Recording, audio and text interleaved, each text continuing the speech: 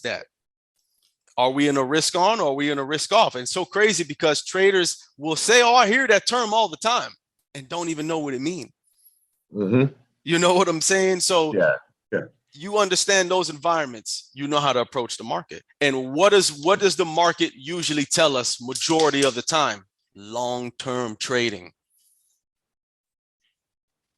You know, so I don't understand how traders are saying, oh, I do the same thing every day for 365 days a year. That sounds like you're going to break even or you're going to lose money. Or you're lying. Or you're lying. Straight up. Or you're lying. You show us the winners, but never the losers. That's how it usually goes. Yeah, that's true. Yeah. So yeah, because even volatility is telling us what time. You're right. What risk we are in, because it's yeah. And what does volatility do? It stays in a, I can't say, I'm not going to say here, but it stays in a certain environment way longer than the other environment. Yeah. So, you know, majority of the market is long-term, you know? Yeah. So people are approaching the market from a casino standpoint. Red and blue. I mean, not red and blue, red and green candles. That's what they see. And it's just in and out, in and out. They're on 5-minute charts, in and out, seeing candles do this all day. You know, that's the approach you don't want to take, because one, you're going to realize that, man, I'm in front of this screen all day, every day. It's been 2 weeks straight, and now your eyes are hurting because you're sitting in front of a chart trying to rip money out the markets. Volatility is going to strike you back. Yeah. Because you've been in a position for what, 2 years? I think about a year and 5 months on euro dollar, still holding a position. Why? Because fundamentals tell me why. Certain factors put me in position of why I can hold it that long. Yeah, exactly. Yeah. And I believe these are the things that people need to learn, you know, to learn, like, because once you can learn what's moving the chart, you can draw much better levels. You understand? I mean, that too, but here's something else I want to chime in and say.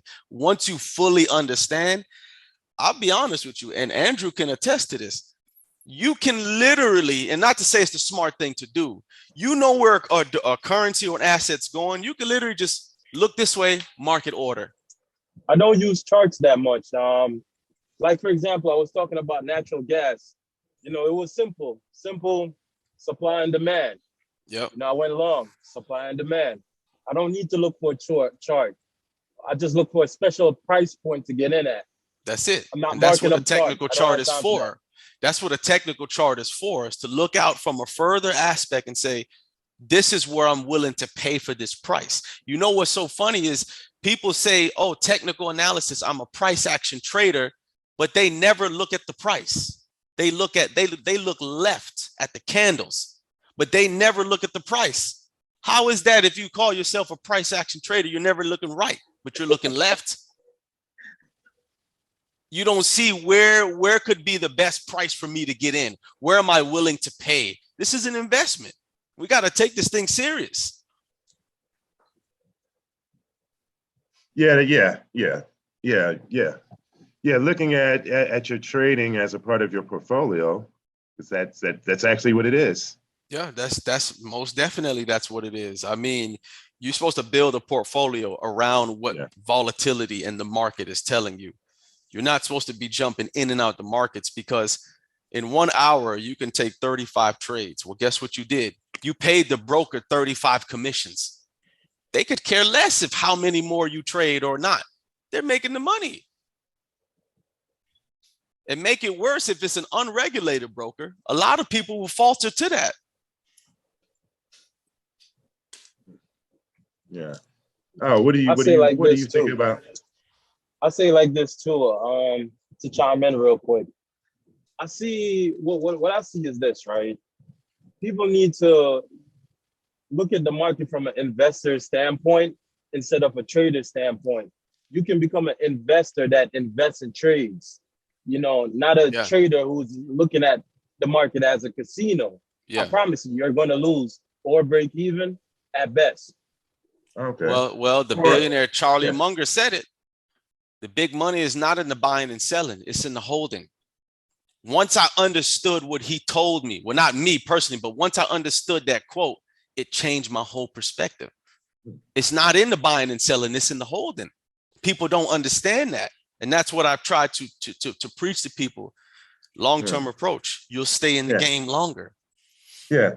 Well, we can look at it like this. We can hedge long-term trades, longer trades against our day trading.